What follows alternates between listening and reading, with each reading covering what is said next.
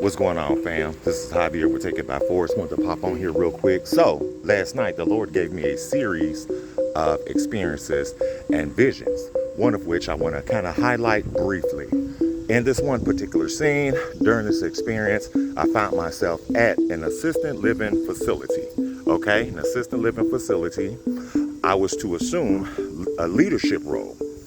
I recall there being a team lead, some lady, she was there as well, walking around the site. And we know assisted living can be translated over into ministry, right? Think about the church. People go to assisted living place, living facility to get care, be provided for, etc. by the staff or the ministerial staff.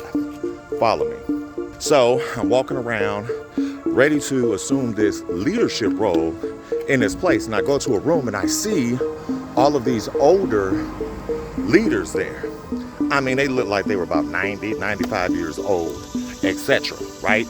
And I had to pull over. This dog is out here using the restroom. So I'm noticing that these leaders, they were so aged, old and everything. And they were former leaders at places that I had been before. After finding that out, I did not want to stay there and work for them or be under them, if you will. And I decided, okay, this isn't for me. However, the young lady, she was still there. She and I, we left. We ended up like flying, right? Flying somewhere. We were flying super high onto a balcony. And there were a bunch of other ladies there. And she was there. I began to witness and minister to them. And I had this robe on, if you will. And I began to minister to them, like names, certain information and things like that, very specific.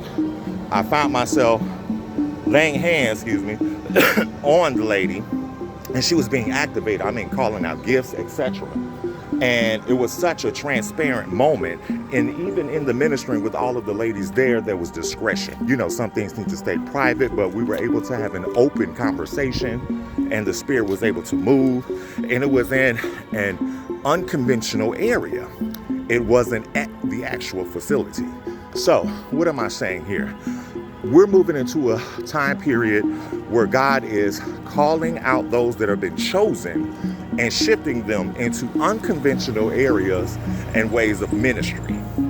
Things that are not the typical way because they're not a fit into the old church system, the old ways of things, the old leadership. And it's sad that that's the case, but we've got to push out in a way that God is leading.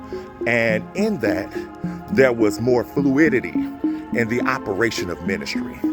There was more transparency, vulnerability, meeting people where they were ministerial-wise, and a greater impact and a greater demonstration of power, activation, pushing people into purpose, etc. in that place. So we hear a lot of people say, oh, you need to be at a church building.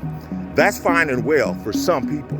However, God is moving differently, and we've got to keep up with the direction and the momentum that he's pushing each and every one of us in, for he has called each and every one of us with a specific assignment and purpose. So don't think it's strange.